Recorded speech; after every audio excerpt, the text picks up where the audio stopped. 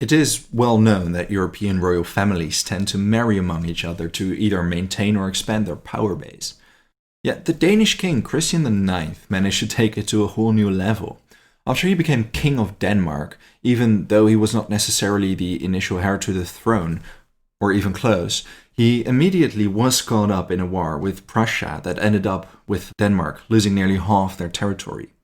Yet disregarding this lousy start of his reign, it was the marriage politics of his children that made up for it all. His children married into incredibly powerful royal houses in Europe, and oftentimes had children of their own that, in turn, too married into prominent royalty. Because of his cunning marriage politics, King Christian IX of Denmark is remembered as the father-in-law of Europe. And rightfully so, might I add.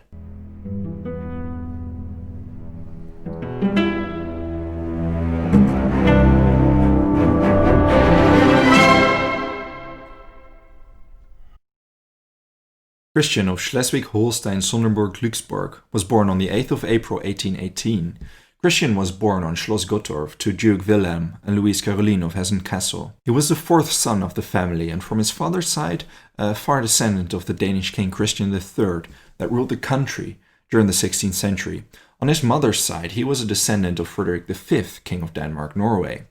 That was the same lineage that made him the great-great-grandson of George II of Great Britain, and descendant of several other European monarchs. Yet he didn't have a direct claim not to the Duchy of Schleswig-Holstein and not to any other throne in Europe. 3 years before his birth, Napoleon had been defeated at Waterloo, and the revolutions of 1848 would not wage over the European continent for another 30 years. This meant Christian grew up in a relatively peaceful and stable Europe. He spent his childhood at Schloss Glückburg, but moved to the capital of Denmark, Copenhagen, after his father passed away in 1831. In Copenhagen, Christian enlisted in the military before moving to the city of Bonn in North Rhine-Westphalia to study law and history. During the First Schleswig War that broke out in 1848, Christian served in the army. When he was 18 years old, he asked his third cousin, Queen Victoria, to marry him. She rejected him, however. 6 years later, at the age of 24, he married his second cousin, Louise of Hessen-Kassel, 1 year his senior. Louise was the niece of the King of Denmark, Christian VIII, that ruled from 1839 to 48. After his death, the king was succeeded by his son Frederick VII, that led the land for the next 15 years. As for Christian, together with his wife, they settled in the so-called Yellow Palace, or Det Gule Palæ in Danish, in Copenhagen, close by the royal palace Amalienborg, where the Danish king resided. They had 6 children in total, 3 boys, Frederick, Valdemar, and Wilhelm, and 3 girls, Alexandra, Dagmar, and Tira. Now, Danish King Frederick VII remained childless throughout his life. As time progressed, it became evident that the lineage of Frederick's House Oldenburg would die out. It had ruled Denmark since the coronation of King Christian I in 1448, exactly 400 years before Frederick ascended to the throne. Thanks to an old law from 1665, it was possible for the female line of succession to provide an heir to the throne. And thanks to Christian's marriage to Louise, the daughter of the closest female relative of King Frederick VII, he, through his wife, became the most immediate heir to the Danish throne. It wasn't exactly that clear-cut, though.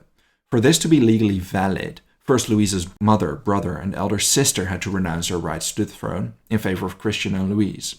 Also, the London Protocol of 1852 determined Christian would be the next in line after the death of Frederick VII, which was turned into the Danish law of succession of July 1853.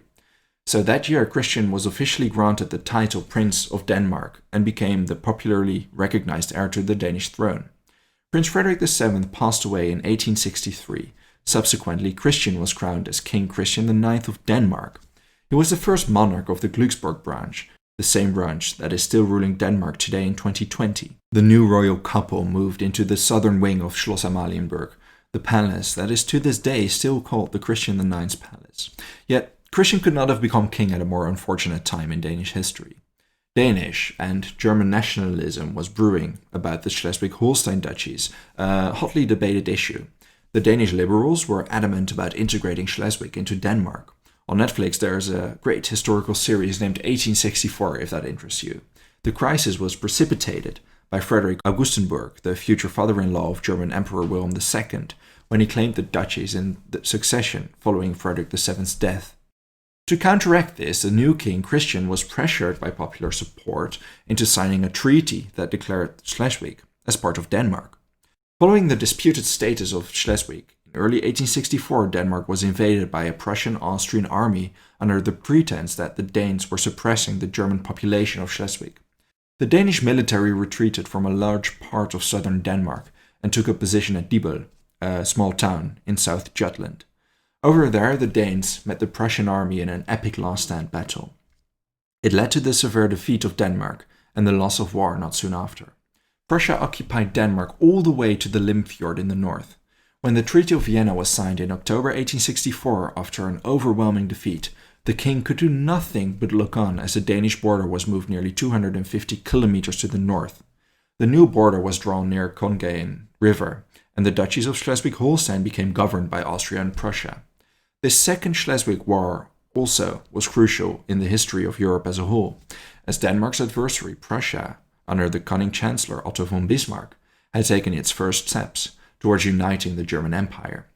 Christian had not been king for Denmark for a year and already lost nearly half of the entire kingdom. And until after the First World War and subsequent treaties of Versailles, 12 years after Christian's death, the area between Flensburg and Kolding would remain in German hands. As for politics, following the war, Christian supported the conservative minority governments to prevent democratic forces from gaining too much power. By the early years of the 20th century, this was inevitable though, and by appointing a majority cabinet, the king realized full parliamentary democracy for Denmark. But what's really interesting are the marriage politics. Following the disastrous war, Denmark had to reinvent itself. The king, in terms of what he lost in territories, managed to compensate the loss with very ambitious marriage politics. Well, I should say his wife, because it was Queen Louise that started pulling plenty of diplomatic strings and cords in order to find a suitable marriage partner for her two oldest daughters. The oldest princess, Alexandra, married Edward, Prince of Wales. Edward would go on to become Edward VII, King of the United Kingdom of Great Britain and Ireland, and Emperor of India. Before his coronation, she was Princess of Wales. After Edward became king, she, through this marriage, became Queen of the United Kingdom and Empress of India. Alexandra became incredibly popular among the British, and her fashion style was copied by many women in high society. After Edward's death in 1910, their son became King George V. The second oldest daughter, Dagmar, ended up marrying Alexander Alexandrovich.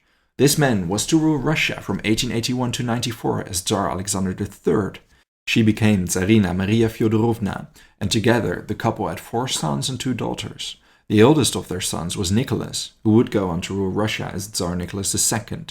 His fate is all too well known when he was forced to abdicate in March 1917, ending the 300-year rule of the Romanov dynasty. Following the subsequent Bolshevik Revolution, he was executed in July 1918 together with his wife and all his children. Princess Tira was the youngest daughter of the couple, just 10 years old when her father became king. Initially, she was going to marry the Dutch king Willem III, but the princess refused to do so. The king was nearly 36 years her senior, and although King Willem eagerly wanted to marry, he had proposed to 3 other women already, Tira rejected him. The rest of her life wasn't without scandals, though. During her teenage years, she fell in love with Willem Freeman Marcher, a Danish lieutenant in the cavalry. During their short-lived romance, she became pregnant. Her brother, George I of Greece, summoned her to Greece, so the Danish press wouldn't get wind of it. The baby Maria was born in 1871. She was adopted by the Danish Jurgensen family and renamed Kate. As for Willem, he took his own life several months after the birth of the baby, following a confrontation with the king, and Kate lived until 1964, passing away in obscurity. As for Tira, she ended up marrying Ernst August II, Duke of Cumberland, the lost crown prince of the Kingdom of Hanover, in 1878. Together, the couple lived a reclusive life on their estate in Gmunden, Austria. Now, the sons of the king and queen didn't do so bad for themselves either. The oldest son, Frederick, was destined to succeed his father as king of Denmark. He married Louise of Sweden, the daughter of King Charles V of Sweden. Because he was the heir to the throne, he only became king in 1906, following his father's death. He was jokingly named the Eternal Crown Prince. Frederick and Louise had 8 children, and their oldest son succeeded his father as King of Denmark, as Christian X. Their second oldest son became King Haakon VII of Norway, Now, as for Christian IX's second oldest son, as oftentimes happens with those, Wilhelm was thought to have a life in the shadow of his brother and sisters. His destiny was the Royal Danish Navy, but when he was 17 years old, his life changed drastically. Because in March 1863, the Greek National Assembly elected him as King of Greece. The parliament had deposed of the previous Bavarian king Otto due to his unwillingness to reform. With the support of the great powers, Wilhelm was crowned as King George I of Greece, 8 months before his father became King of Denmark. 4 years after his coronation, he married Grand Duchess Olga Konstantinova of Russia, Tsar Nicholas I's granddaughter. He met her during one of his trips to his sister Dagmar at the court of Tsar Alexander III. The couple had 8 children in total. Their oldest, Constantine, married Princess Sophia of Prussia and succeeded his father as King of Greece. Their second oldest, George, married Princess Marie Bonaparte and once saved the life of Tsar Nicholas II during an assassination attempt in Japan. Their third child, Alexandra, married Grand Duke Paul Alexandrovich of Russia and the youngest son of Tsar Alexander II. Their fourth, Maria, married Grand Duke George Mikhailovich of Russia. And perhaps the child that we know the offspring of most is Andrew. He married Alice of Battenberg, and one of their children, Philip, is the current husband of Queen Elizabeth II.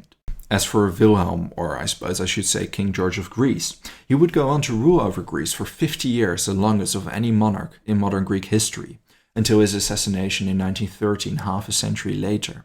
As for the youngest son of the couple, Prince Valdemar, he received no shortage of potential crowns either. To begin with, Tsar Alexander III, his brother-in-law, offered him the Bulgarian crown. Because of the tensions between Bulgaria and Greece and the fact his brother was king of Greece, he refused.